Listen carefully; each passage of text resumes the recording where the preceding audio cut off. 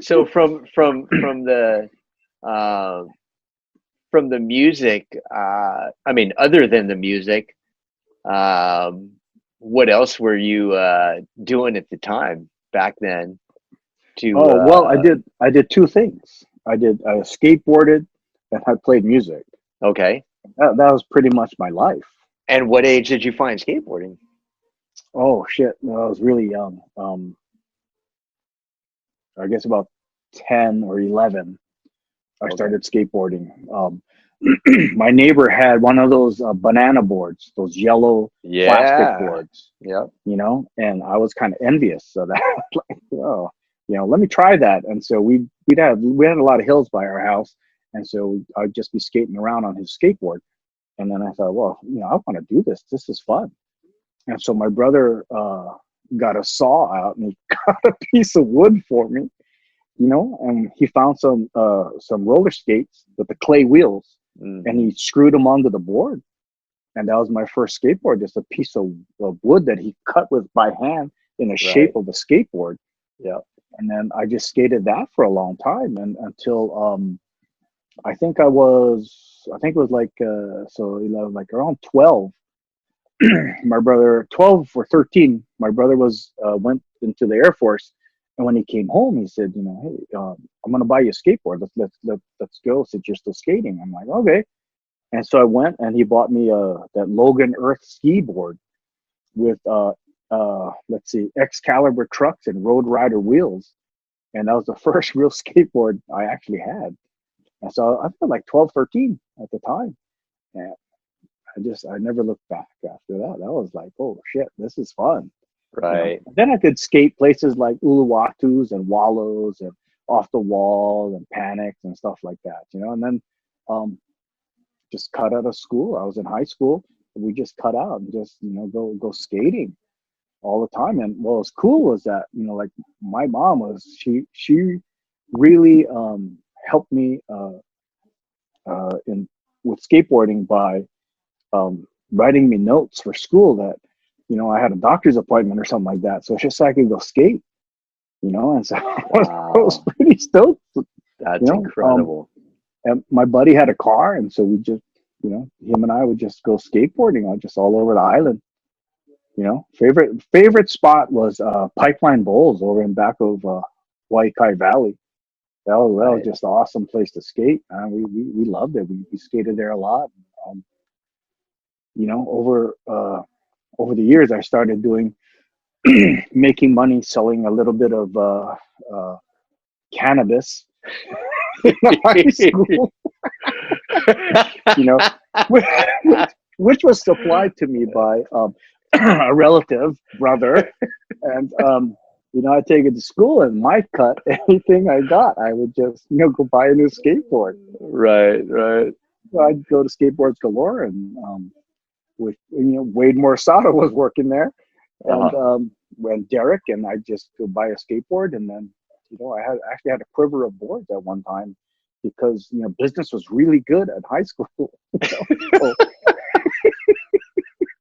We all know somebody that was like you growing right, up. right. You have to know somebody like me, Absolutely. and Absolutely. that was part of it. But yeah, skateboarding, man, it kept me out of a lot of crap that I probably could have gotten into, you know. Right.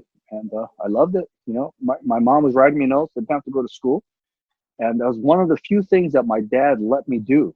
I mean, he was very strict, very possessive or protective of me.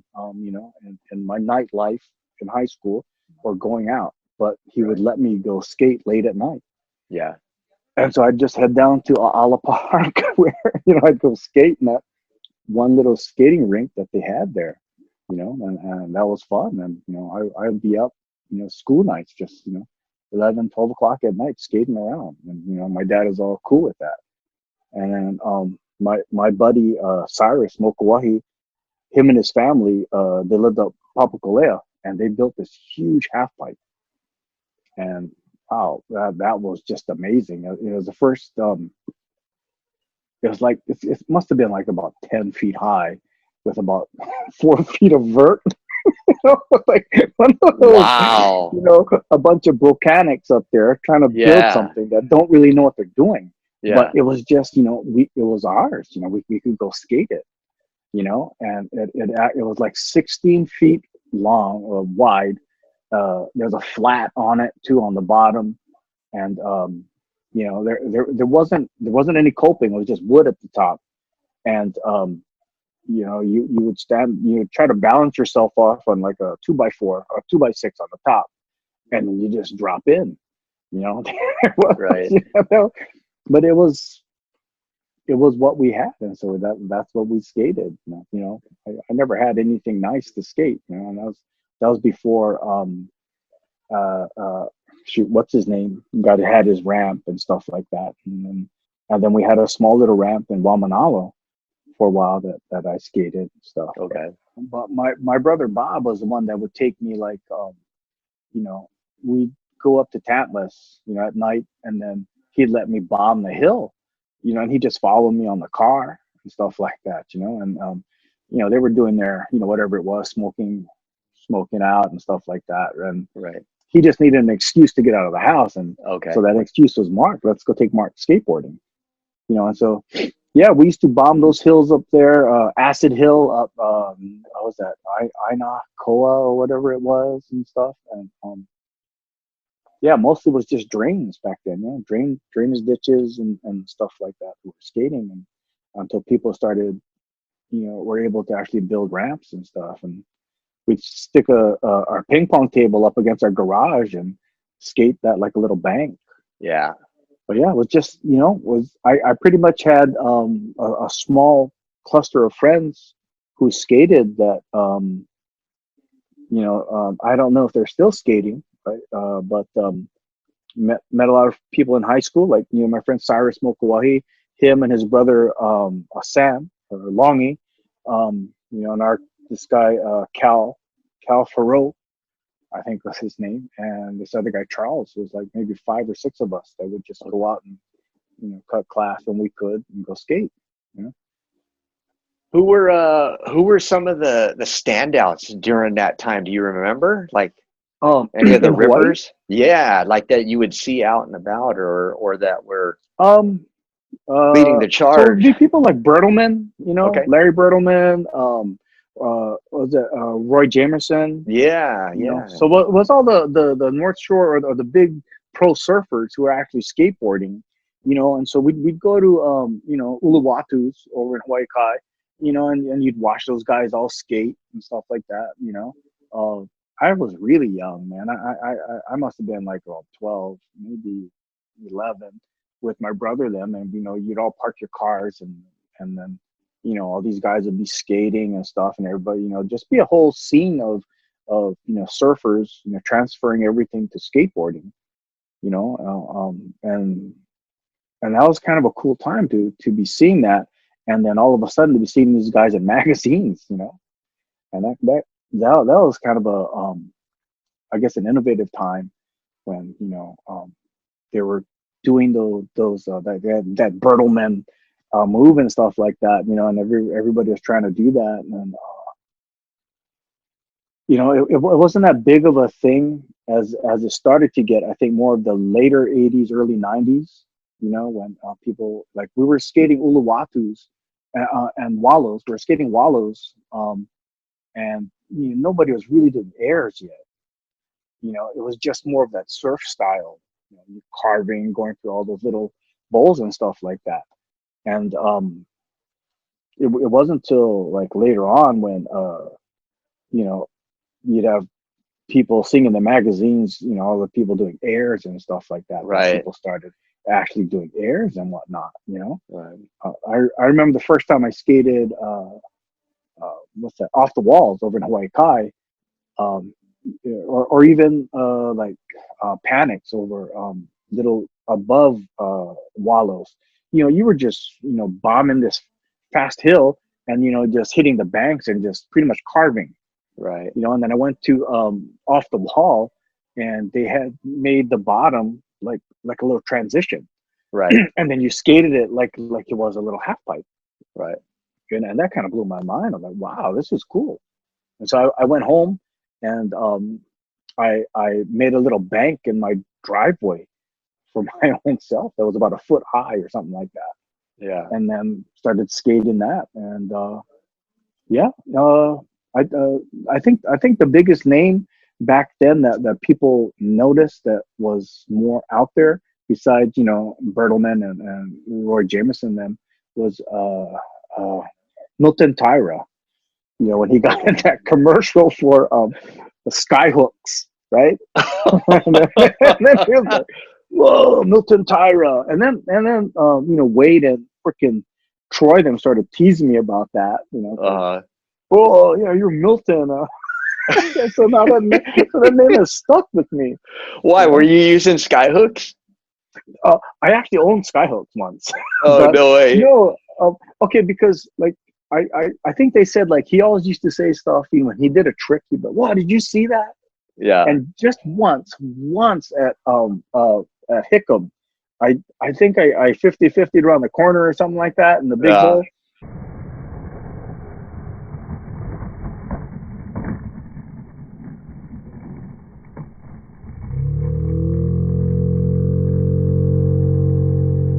And then I'm like, "Oh fuck, did you see that?" And then you know how Troy is. He's like, "Oh, Milton." Just bragging, huh? And that freaking name has stuck, man. I always wondered how come they called you that. Dude, I know people now who think my name is Milton.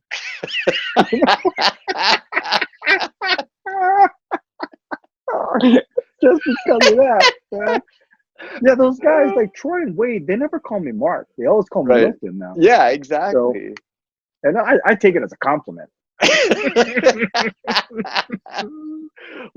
So were you skating with Wade and Troy back then too when you were younger? Did you know them or no? I only knew Wade from Skateboards Galore. Okay. So I used to go in there all the time and hang out with him and Derek. And then like after high school, I stopped skating for a few years, and then when I started skating again, I think it was those ramps over in Cocoa Head. Oh yeah, that was like in the late '90s, early 2000s, right? Yeah. Okay. Because like I didn't have a place to skate, so we would skate at our house in Kaimoki. You know, and Jordan was a little older and stuff like that, and we just do a little ramps, and I built a little ramp there, and then I built a quarter pipe for my friend's kid, and I'd go down to their house and skate it. But when they put that those mini ramps over in Cocoa Head, I started going down there, and then one day I'm standing there and I look, and it's Wade and Derek, and I'm like, "Hey, didn't you guys work at Skateboards Galore?" Wow. Just blew that was like what, 20-something years later? Yeah, Wade was like, "Holy shit. How do you remember that? I mean, you guys look exactly the same." Yeah. And so since then, yeah, we reconnected and we've been skating together all this time now. Okay. Where was Skateboards Galore at? It was on what's that? Kapiolani Boulevard. It was right where that new that giant was that Target is now? Is that Target or what is that over there? It was Neiman. Like on the backside of Ala Moana. Yes. Okay. Right on Kapiolani Boulevard. Okay. Right across that Walgreens that they got at the corner of Kapiolani. Yeah. Okay. Skateboards Galore was right there, and then right down from there was Hobie. Was it Hobie? Yeah, or Dick Brewer, not Hobie, Dick Brewer. And Locomotion started their shop. And if I'm not mistaken, what was that? Was it Lightning Bolt, I think, was over there, and then they moved to that other side. But yeah, back in the day, that strip right there was all the little surf shops and skate shops. It's all right there. Okay. You know? So that was it's kind of sad. All that is gone. It's gone, yeah. Well, when I first gone. moved there back in '90, I think maybe where you're saying Skateboards Galore was, there was a straight up shop. Cowie Hills, Bulaiia shop. Yep. Yeah. Yep. And then I don't know if there's anything else there, but there was Locomotion at the end of Kapiolani and Atkins. Yeah. Yeah. At the time. Yeah. So were you surfing at all during that time as well, or? I wasn't. I was so anti-surf. Oh, really? Time. So I you just were wanted like to skate. hardcore skateboarding. Just skate, yeah. In fact, Wow. Okay. some of my friends, they used to surf, and I used to tell them, oh, well, when you fall, you get to fall in water. When I fall, I'm falling on cement. That's true. And that was my big thing. And unfortunately, now at my age, I'm paying the price. For falling on cement. Right?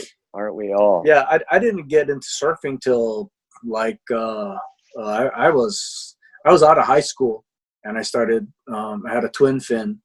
I forget how old I was, and I started surfing.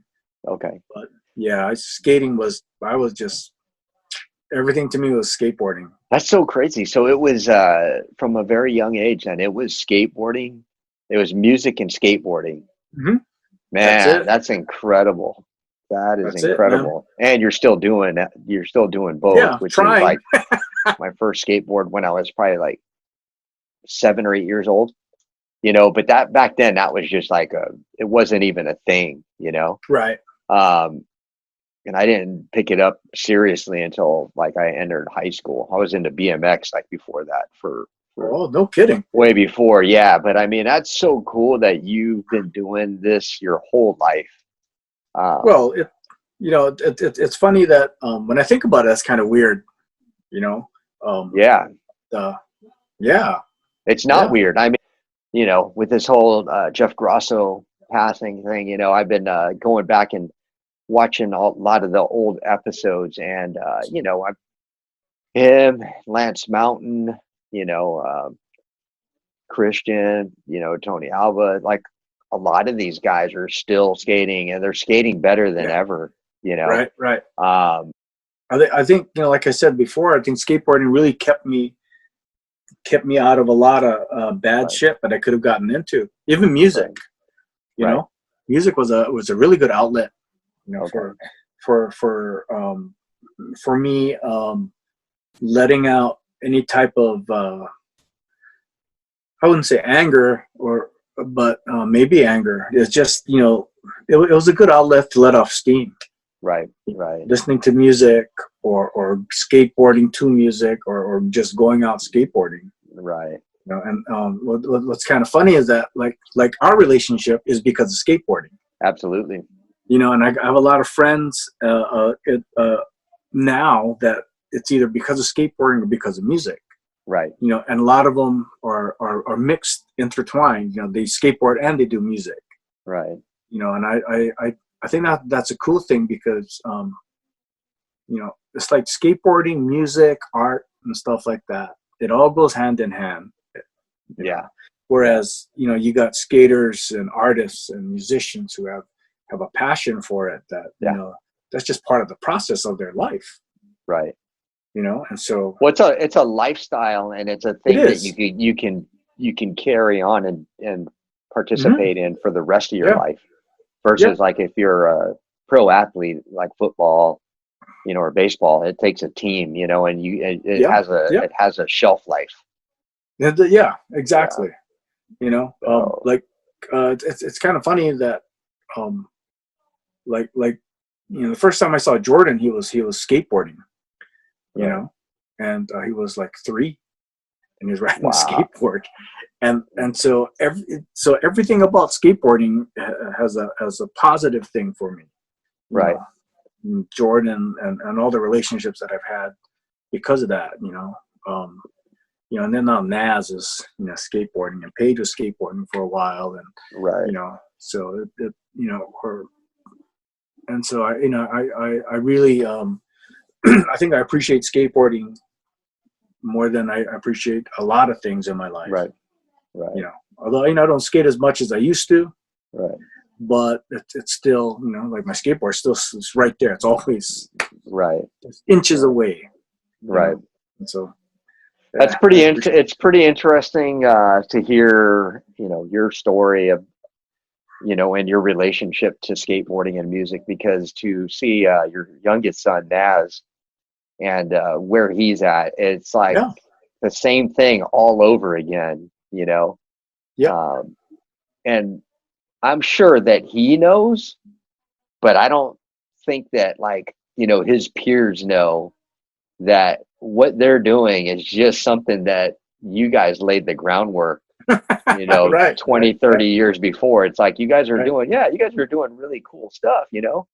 It's awesome to see. You know, but we did the same thing when we were younger.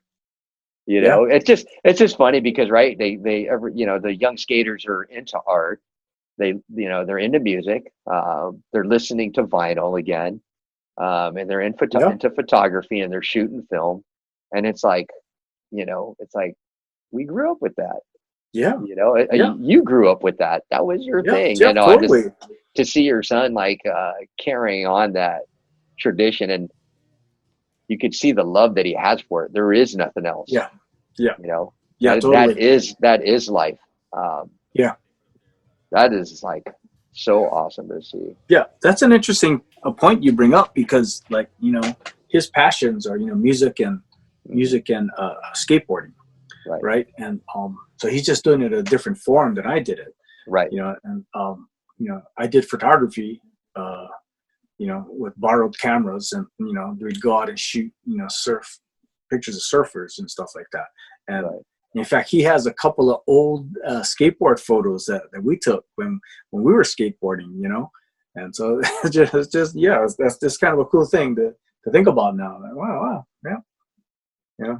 So yeah, And you get to share that passion with him. You know, you guys yeah, up to this day, you and Naz and Jordan, you know, go and skate together, which is so awesome. yeah.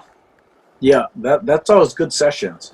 It always puts perspective too, though, because I realize, like, you know, where they're at now in their time, at their age or their time of life, where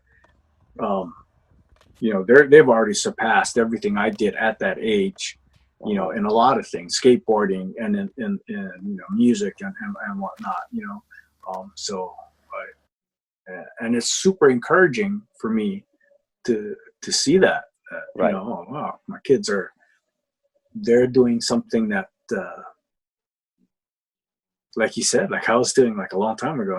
And I guess when I think about it, if I was, you know, being their age was a long time ago for me. Right.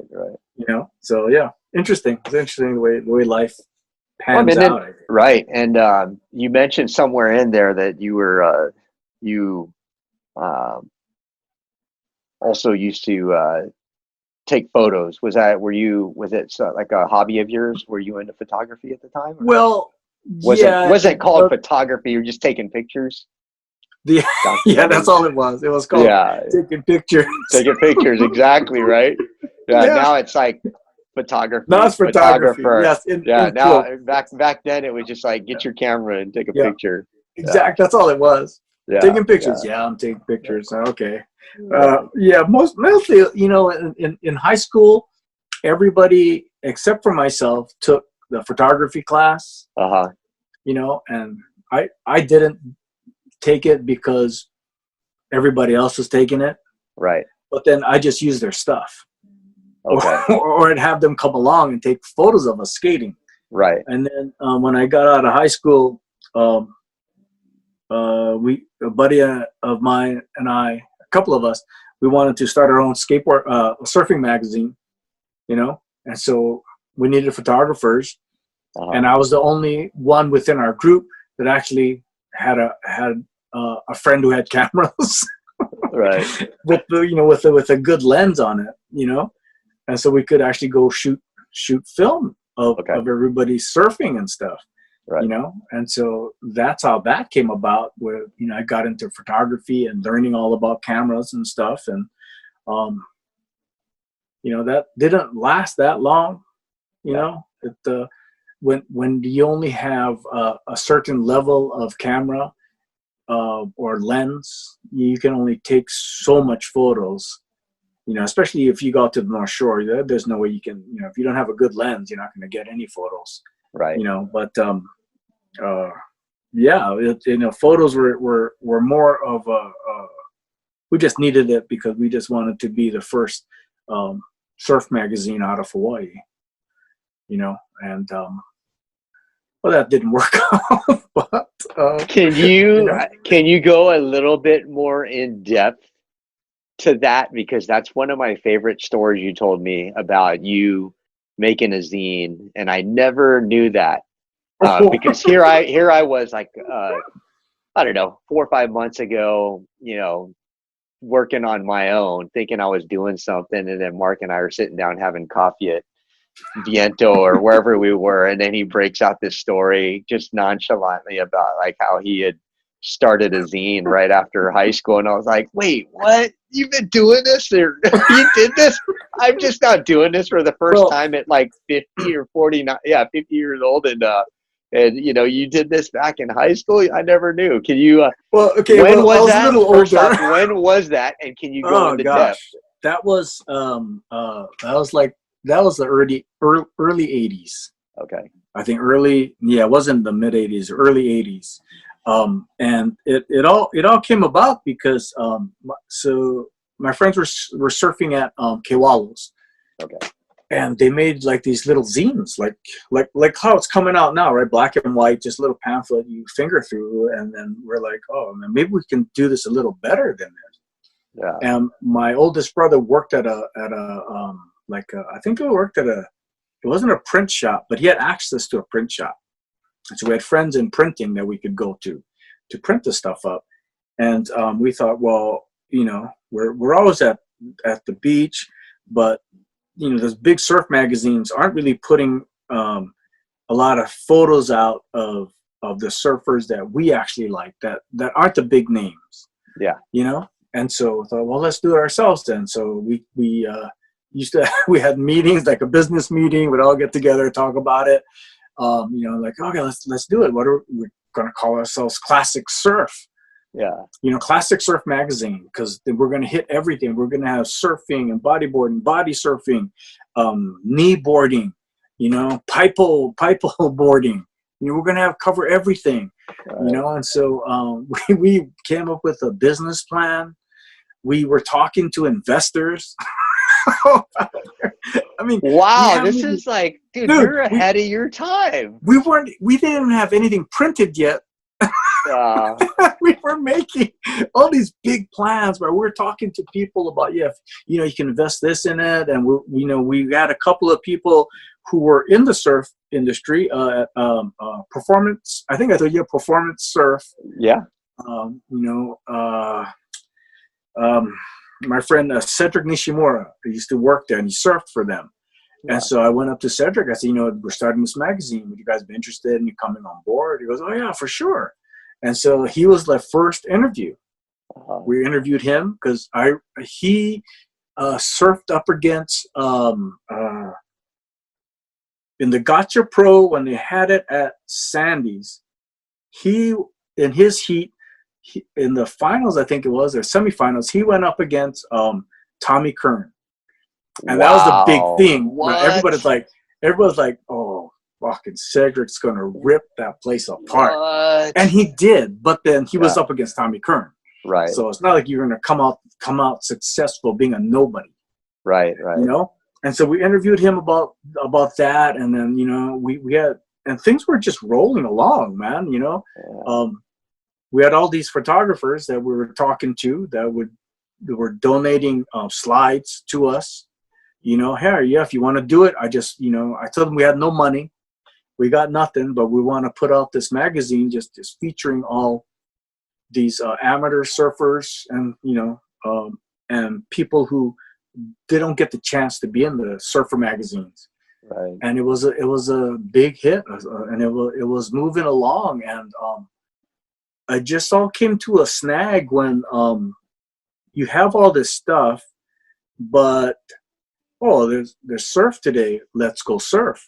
Right. You know. Yep. Exactly. So you know, you had a surf. Trying to start a surf magazine with surfers is a good idea, Yeah. until there's surf. Right. And like, okay, let's do that tomorrow. Yeah. You know, the swell's gonna last a week. We Yeah. got to get out there. Right. So, and then being young, like, Yeah. oh, okay, yeah, hey, so and so's playing at, C5 downtown. Yeah. Okay, let's go. Right. Right. So you had the you had the desire, but there's other desires that started coming. Right. The Right. good thing about that, though, is it lit a fire in a lot of people in Hawaii who Yeah. were involved in it, that took it to the next level. Okay. So I'm stoked, because like that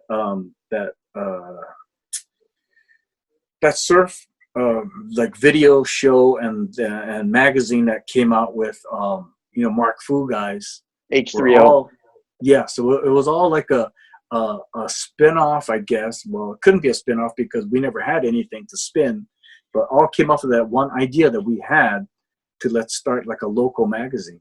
Right. But were you guys the only local magazine at the time, or there was other local There wasn't magazines? anything yet. There Really? wasn't anything. Yeah. So you said there was other zines though, right? well, there was like Surfer magazine. Okay, but not any local. World. Okay. Not any local magazine yet. Okay. So like people would put out their own little pamphlets. Oh, okay. And that's it. We didn't have anybody really publishing any type of anything that you'd even see in the shops like you have now. When you go into some surf shops, they have local magazines just sitting on the counter that you can take. And so it was something that it was a really new concept, and it was good. And I'm stoked that from that conversations we've had with people and different photographers, that they were able to take it to the next level. Right. That I mean, I wish we could have, but as we weren't ready for that. Right. Being ambitious, I guess, about it. It was a good dream, but what? There's surf today? Okay, right. Let's go. Right. Absolutely, totally understand. Yeah, Yeah. So did you guys actually make at least an issue and No. sell it? You guys No. never did. So you guys No. were in the process of all that. Process of everything. Okay. And then one friend went off and became like a fireman. Okay. And the other guy, I forget what the other guy did. Shoot. And we just it just kind of fell to the wayside. Uh-huh. It was just priorities came up that weren't that. Right. And but the idea, other people took it. Right. And I was never bummed about it. I was stoked that somebody actually did it. How did they go about that? Did they know of what you guys were doing and then talk to you guys, consult with you guys about it, or did you guys sell the idea? Well, we talked to them, Uh-huh. and we were telling them the concept, and they were ready to come on board as photographers. Okay. And actually as connections to other bigger known surf companies and stuff like that. I think Gotcha at the time, was it Gotcha? Or Catch It, yeah. At the time, was just up and coming. Right. And so we had a guy that was like, yeah, we'll be part of this. Right. And so like, oh, okay, cool. We got these surf companies, they want to be a part of it. Yeah. But so it was just approaching these people, and they so it's like we just handed off the baton. Right. And they just took it to where it is now. That I think Sippy came out about the same time as we did, but his was classic surfboards and we're just classic surf. Okay. So because we wanted a simple name, Right. And you already had Surfer magazine. How much more simpler can you get? Right. Yeah. What was the surf scene like during this time in Hawaii? I my personal opinion, and maybe I'm not as connected to the surf scene now, but Uh-huh. I thought back then in the '80s it was like booming. Yeah. You know, it was just like exploding. You had so many like surfwear companies, clothing companies just popping up every like Catch It, you Okay. know, and it was just something more, I think, back then than it is now. You know, it wasn't as corporate. Right. You know, with just more smaller companies popping up. Right. You know, and you had surfers like Martin Potter and Mark Richards, all those guys. You know, and it was different. I thought it was Right. different, and it was when more performance surfing started taking off. Yeah, Okay. you know, it wasn't just it wasn't as dropping in and getting barreled every time, or soul surfing. You know, it was when I think people were, everything was just full throttle, just blasting through it. Right. You know, and hitting the lip really hard. So it was a different. I think it was just a different time for surfing, and how it's evolved now. I can't really speak to it because I'm not in it anymore. Right. But at that time, when bodyboarding was getting really big and stuff Right. like that, it was. I think it was exciting. It was an exciting time. I enjoyed it. I enjoyed that part of it, and being, even that small little bit that I was a part. I liked it. It was Right. interesting. It was an interesting thing. And then it just kind of turned into what it is now. Right. Just big Right. corporations, Right. running everything. Was there what were the big local brands there in Hawaii at the time Gosh, for surfing? for surfing, well, big in the sense of what I knew Oh, was like Performance and Blue Hawaii, Locomotion. Um, Lightning Bolt was still going pretty strong, but from what I understood, they kind of was licensed by other companies that or Japanese companies or something like that. okay. Was Okay. my understanding. I know like Locomotion was getting really was getting way more popular. Gosh, there was that Nev Hyman. I think I used to see his boards around. Wow, he was Um, around back then? yeah. Really? Yeah. Because when It's I moved to Hawaii in the early '90s, his boards were out still. yeah, Like yeah. actually, he had like I don't know if it was Shane Herring or Shane Powell. Um, Man, I didn't know he was around back then. Well, yeah. Wow. A good friend of mine, um, uh, Jeff Kinemaka had his board, was surfing board. Okay. I didn't know who he was. Okay. Who Nev Yeah. Hyman was, and it's funny. I don't think a lot of people knew that name because Right. he used to get teased in the water with his board. Was it Nev Surfboards? Yes, Okay, yeah. I was thinking about the same brand then. yes, yeah. He had that one logo that was very distinct. Yeah.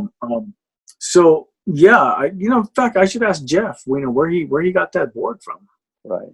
And then they had I think it's a brand now, or it was a brand for a while, but it was called Agro, Okay. and it was really popular with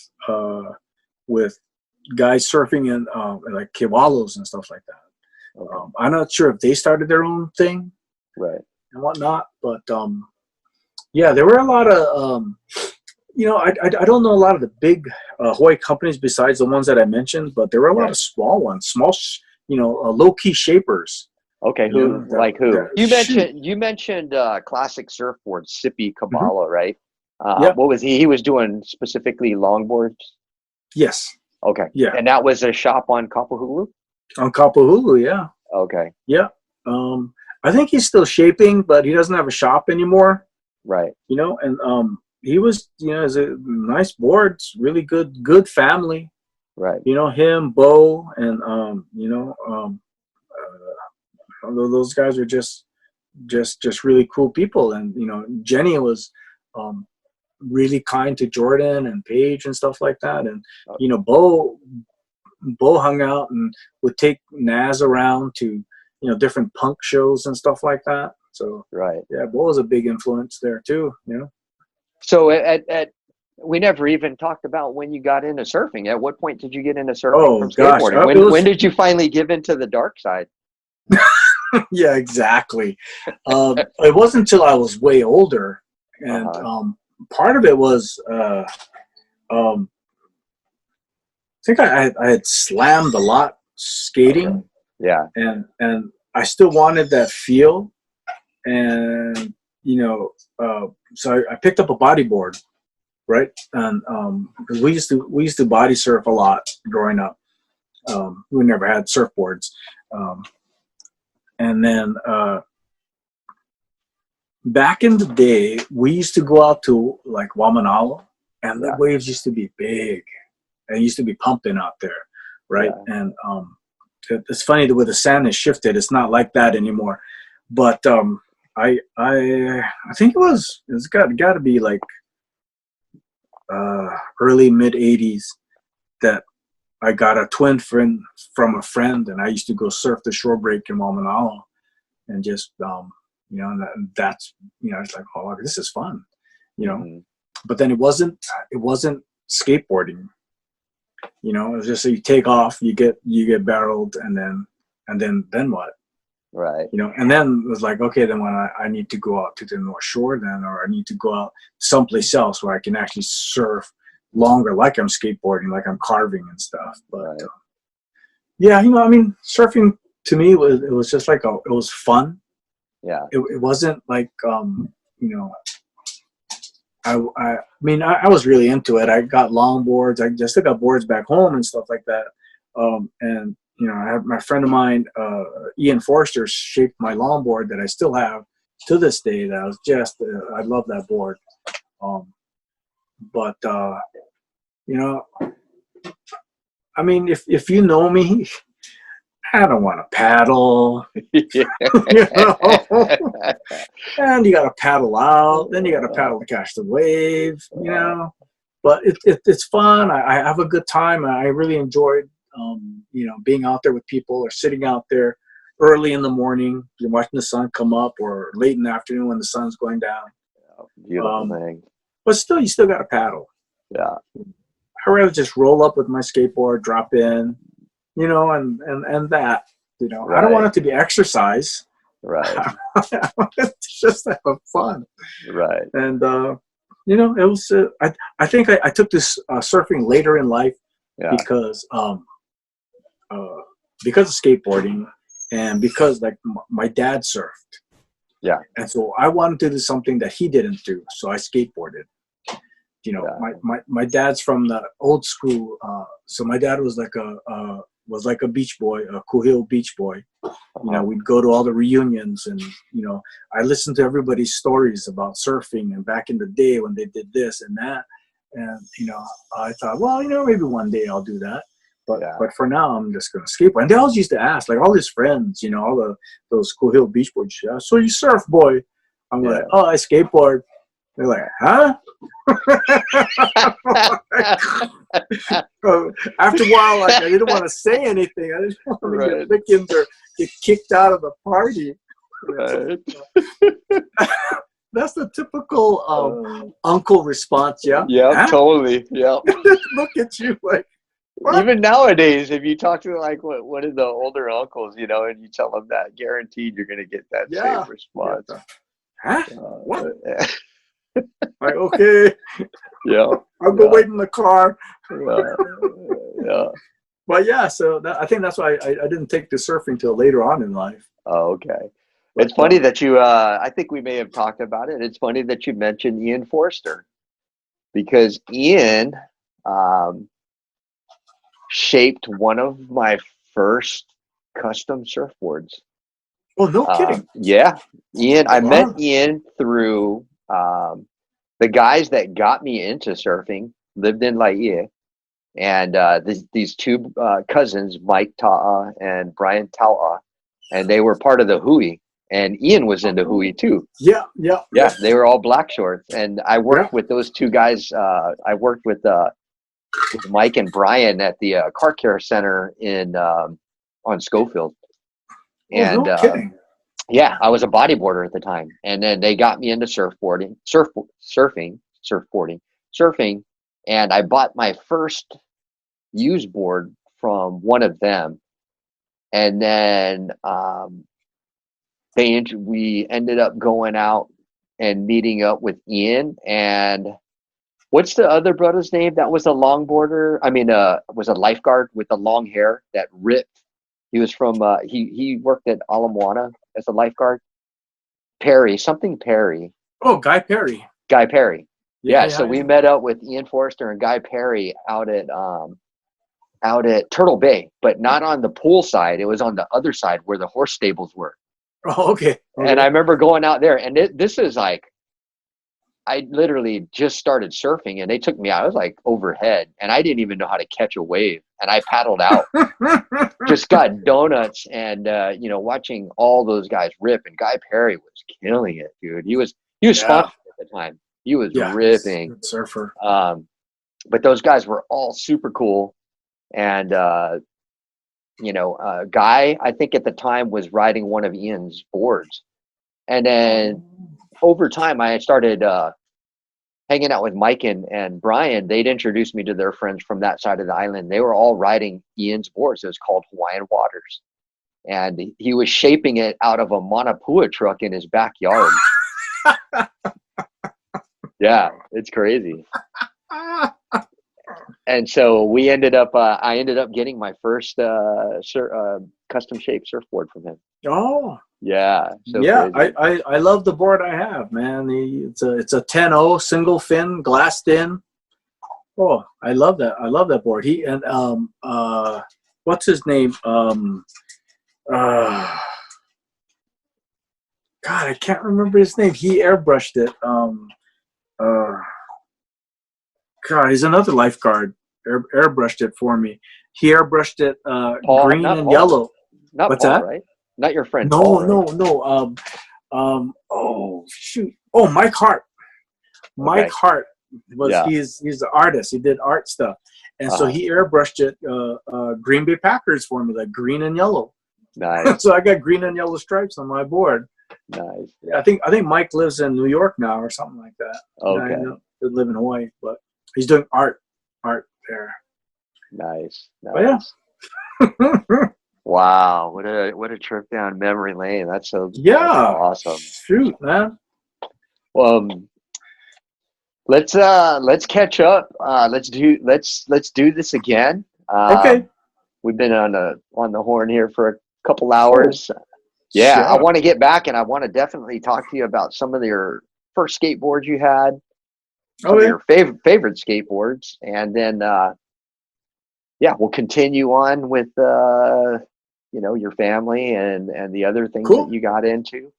Your lifeguarding, which you had mentioned, I was like, that's some great stories that you told me about. That was awesome. I know some of the guys that you worked with, and just the shenanigans that you told me about was awesome. I want to share some of those stories.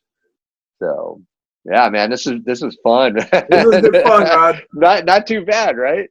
No, this is kind of cool to sit and just talk story. Yeah. Like it's like our normal get together. It totally is. And I know we're missing out on a lot of great stories, that you and I have shared over time. But like I said, maybe between now and the next time we chat, the next couple of days or next weekend or whenever it is, we'll come up with maybe a memory will come back, and I'll be able to ask you the questions. Yeah. It's old age. Yeah. Or it's old age, or it's this. Yeah. Yep. The whiskey in the coffee cup. Yeah. Cool, man. All right, bud. I appreciate it, man. Appreciate the time. All right, bud. We'll catch up. All right. Okay. Right on. Thanks, Rod. Yeah.